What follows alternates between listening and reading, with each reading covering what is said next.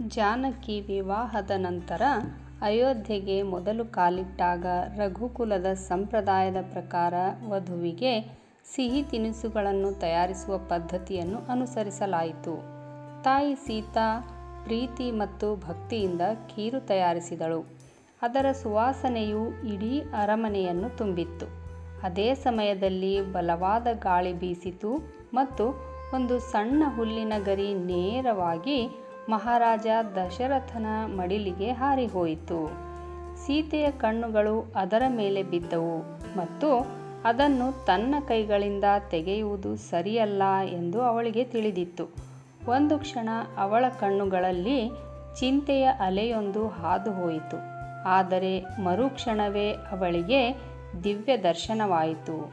ಕರುಣೆ, ತೇಜಸ್ಸು ಮತ್ತು ಅಚ್ಚರಿಯ ಅದ್ಭುತ ಮಿಶ್ರಣವಾಗಿದ್ದ ನೋಟ. ತೊಟ್ಟಿಯಲ್ಲಿ ಬಿದ್ದ ಹುಲ್ಲು ಕೆಲವೇ ಕ್ಷಣಗಳಲ್ಲಿ ಸುಟ್ಟು ಬೂದಿಯಾಯಿತು. ಈ ಅದ್ಭುತ ಘಟನೆಗೆ ದಶರಥ ರಾಜ ಮಾತ್ರ ಸಾಕ್ಷಿಯಾಗಿದ್ದ. ಊಟದ ನಂತರ ಎಲ್ಲರೂ ಹೋದ ನಂತರ ಅವನು ಸೀತೆಯನ್ನು ತನ್ನ ಕೋಣೆಗೆ ಕರೆದನು. ಅವರ ಕಣ್ಣುಗಳಲ್ಲಿ ಆಶ್ಚರ್ಯ ಮತ್ತು ಗೌರವದ ಭಾವನೆ ಇತ್ತು. ಆಗ ಸೀತೆಗೆ, "ಓ ದೇವಿ, ಇಂದು ನಾನು ನಿನ್ನ ಅದ್ಭುತ ಶಕ್ತಿಯನ್ನು ನೋಡಿದೆ. ನಿನ್ನಲ್ಲಿರುವ ಶಕ್ತಿ ಅಲೌಕಿಕವಾದದ್ದು."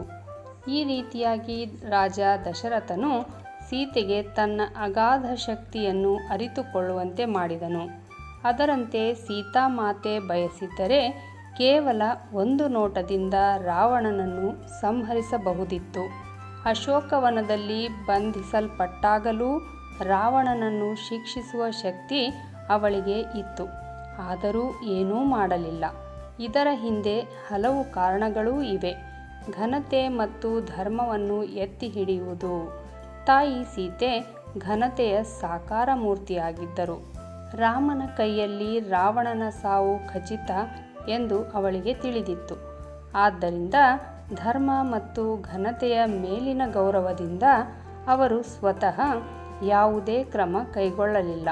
ತನ್ನ ಪತಿಯ ಮೇಲಿನ ಭಕ್ತಿಯಲ್ಲಿ ದೃಢವಾಗಿ ಉಳಿದಳು ಮತ್ತು ಪರಿಸ್ಥಿತಿಯನ್ನು ನಿಯಂತ್ರಿಸಲು ಪ್ರಯತ್ನಿಸುವ ಬದಲು ಭಗವಾನ್ ರಾಮನಿಗಾಗಿ ಕಾಯಲು ನಿರ್ಧರಿಸಿದಳು. ಶಾಪದ ಪರಿಣಾಮಗಳು. ಒಂದು ದಂತಕಥೆಯ ಪ್ರಕಾರ ರಾವಣನು ಯಾವುದೇ ಮಹಿಳೆಯನ್ನು ಆಕೆಯ ಇಚ್ಛೆಗೆ ವಿರುದ್ಧವಾಗಿ ಮುಟ್ಟಿದರೆ ಅವನ ತಲೆಯನ್ನು 100 ತುಂಡುಗಳಾಗಿ ಕತ್ತರಿಸುವುದಾಗಿ ನಲಕುಬೇರನು ಶಾಪ ನೀಡಿದನು. ಈ ಶಾಪದಿಂದಾಗಿ ರಾವಣನು ಸೀತೆಯನ್ನು ಮುಟ್ಟಲು ಸಹ ಹೆದರುತ್ತಿದ್ದನು. ಸೀತೆಗೆ ಈ ಶಾಪದ ಬಗ್ಗೆ ತಿಳಿದಿತ್ತು ಮತ್ತು ರಾವಣನು ತನಗೆ ಯಾವುದೇ ದೈಹಿಕ ಹಾನಿ ಮಾಡಲು ಸಾಧ್ಯವಿಲ್ಲ ಎಂದು ತಿಳಿದಿತ್ತು. ದಶರಥನಿಗೆ ವಾಗ್ದಾನ. ರಾಜ ದಶರಥನು ಸೀತೆಗೆ ಅವಳ ಶಕ್ತಿಯ ಬಗ್ಗೆ ಅರಿವು ಮೂಡಿಸಿದ ನಂತರ ಆ ಶಕ್ತಿಯನ್ನು ಸರಿಯಾಗಿ ಹೇಗೆ ಬಳಸಬೇಕೆಂದು ಸಹ ಹೇಳಿಕೊಟ್ಟಿದ್ದನು. ಸೀತೆ, ನೀನು ಈ ಹುಲ್ಲನ್ನು ನೋಡುತ್ತಿದ್ದ ಅದೇ ಕಣ್ಣುಗಳಿಂದ ನಿನ್ನ ಶತ್ರುವನ್ನು ಎಂದಿಗೂ ಕೋಪದಿಂದ ನೋಡಬೇಡ ಎಂದು ಹೇಳಿದನು.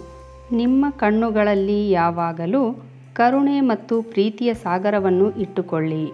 ನಿಮ್ಮ ಈ ಶಕ್ತಿ ರಕ್ಷಣೆ ಮತ್ತು ಯೋಗಕ್ಷೇಮಕ್ಕಾಗಿ ಮಾತ್ರ ಇರಲಿ, ವಿನಾಶಕ್ಕಾಗಿ ಅಲ್ಲ ಎಂದು ತಿಳಿಸಿದರು.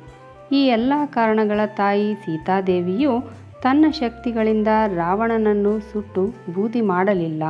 ಬದಲಿಗೆ ತಾಳ್ಮೆ, ಗೌರವ ಮತ್ತು ಧರ್ಮಬದ್ಧತೆಯಿಂದ ರಾಮನಿಗಾಗಿ ಕಾದಳು.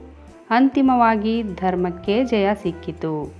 ಈ ವಿಡಿಯೋ ನಿಮಗೆಲ್ಲ ಇಷ್ಟ ಆಗಿದ್ದರೆ ದಯವಿಟ್ಟು ನನ್ನ ರತ್ನವಾಣಿ ಚಾನಲನ್ನು ಸಬ್ಸ್ಕ್ರೈಬ್ ಮಾಡಿಕೊಳ್ಳ್ರಿ. ಹಾಗೆ ಒಂದು ಲೈಕ್ ಕೊಡೋದ್ರ ಜೊತೆಗೆ ಹೆಚ್ಚು ಜನರಿಗೆ ಈ ವಿಡಿಯೋವನ್ನು ಶೇರ್ ಮಾಡಿರಿ. ಧನ್ಯವಾದಗಳು.